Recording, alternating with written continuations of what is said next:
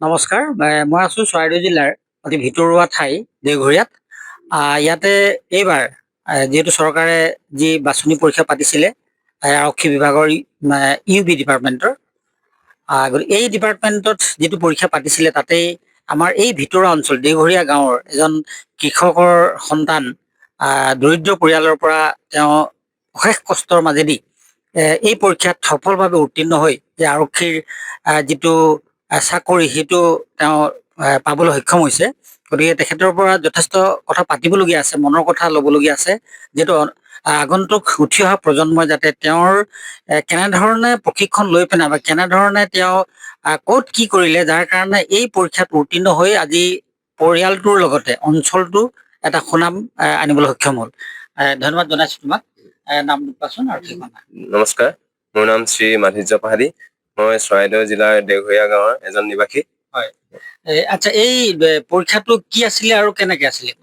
এইটো আপোনাৰ প্ৰথম এপ্লাই কৰিবলৈ ওলাইছিলে 2023 চনত। তেতিয়াই মই এপ্লাই কৰিছিলোঁ। তাৰপিছত আপোনাৰ 2024 চনত আমাৰ প্ৰথম ফিজিকেল ট্ৰেইনিং হৈছিলে। তাৰপিছত ফিজিকেলটো পাছ কৰাৰ পাছত আমাৰ 2025 চনত ৰিটেন এক্সাম হ'ল। সেই ৰিটেনত মই কোৱালিফাই হ'লোঁ। তাৰপাছত আমাৰ ভাইভা হ'ল। ভাইভা হোৱাৰ পাছত আমাৰ ৰিজাল্ট দিলে। তাৰপিছত মই তাত ইউ বিত উত্তীৰ্ণ হৈছোঁ। আচ্ছা, তাত প্ৰশিক্ষক য'ত প্ৰশিক্ষণ লোৱা হয়, অৰ্থাৎ য'ত তোমালোকে ট্ৰেইনিং মানে পৰীক্ষা দিবলৈ গৈছিলা, তাত কেনেধৰণৰ প্ৰস্তুতি? তাত দৌৰা মেলা ইত্যাদি ইত্যাদি।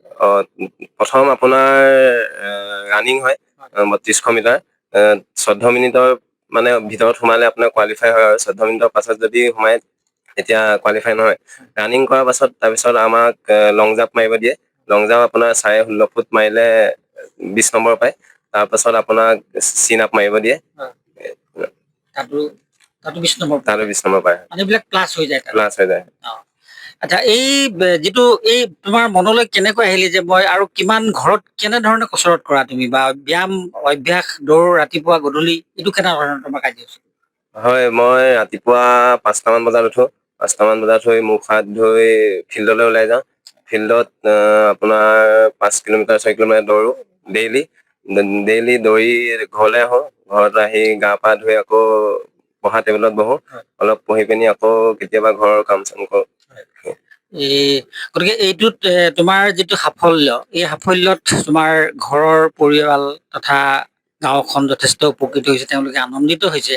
গতিকে এই তোমাৰ যে গোটেই পৰিশ্ৰম কৰিছা বা এই কামটো তুমি যেনেদৰে ৰাতিপুৱা গধূলি দৌৰা বা তুমি ব্যায়াম কৰা, এই গোটেই কাৰণ পৰিয়ালৰ পৰা তোমাৰ সহযোগ কোনে কেনেধৰণে দিছে নেকি? হয়, মই পৰিয়ালৰ পৰা বহুত সহযোগ পাইছোঁ। বিশেষকে মোৰ মাক ক'ব লাগিব।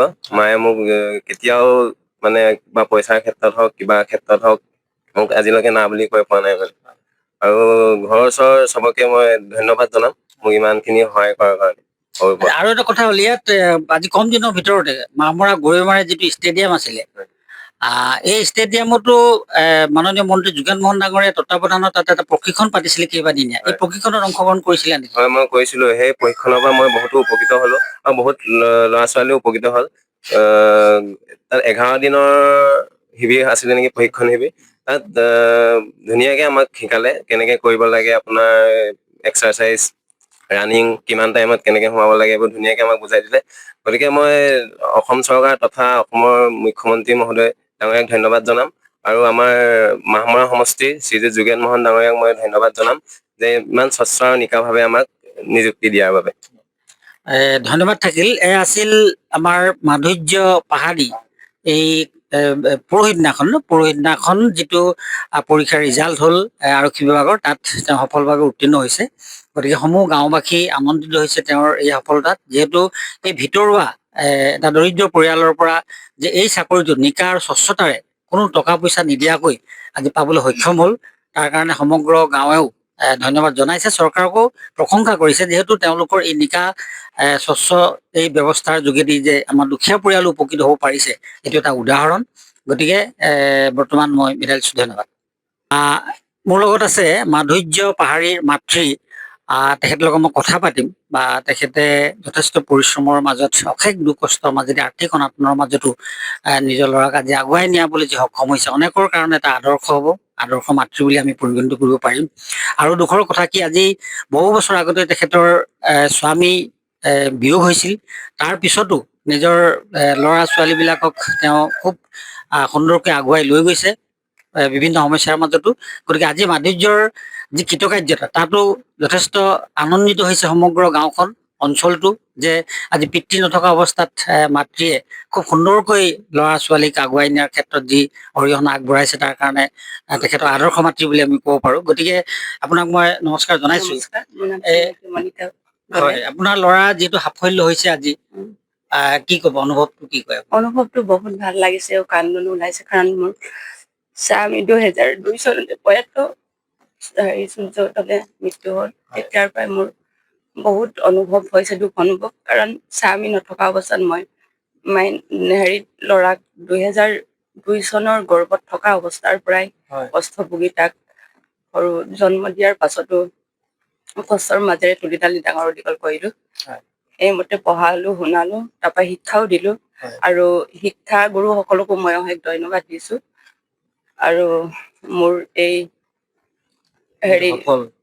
সফলতা পোৱাৰ ফলৰ সফলতা যিটো মই ভাবিছিলো সেইটোৱে সফল কৰি দিলে ল'ৰাই। আৰু একমাত্ৰ পুত্ৰ মোৰ প্ৰয়াত স্বামীৰ অৰিহণাৰ যোগেদি মোৰ পুত্ৰও সেইমতে আজি নতুন জন্ম দিছেগে মোক।